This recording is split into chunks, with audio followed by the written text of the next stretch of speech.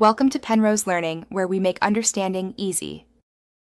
In this video, I will explain how to make protein powder at home. First, let's gather our ingredients.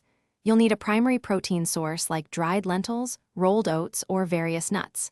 For added flavor and nutritional benefits, consider including items such as flax seeds, chia seeds, or even a bit of cocoa powder. It's crucial that all your chosen ingredients are completely dry. This prevents spoilage and helps achieve that perfect, fine powder consistency we are aiming for. Now that you have your ingredients, it's time for preparation. Some items, like nuts or seeds, can be lightly roasted or toasted.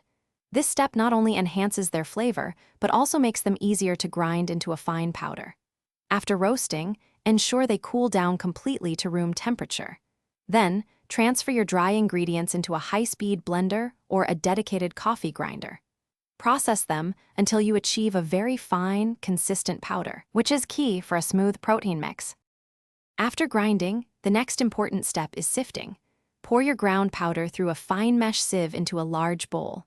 This helps separate any larger, unground particles, ensuring a smooth final product. Don't discard those coarser pieces. Simply return them to your blender or grinder and process them again until they are also finely powdered. Once everything is finely ground and sifted, combine all the powders thoroughly in the bowl, mixing well to ensure an even distribution of all your ingredients.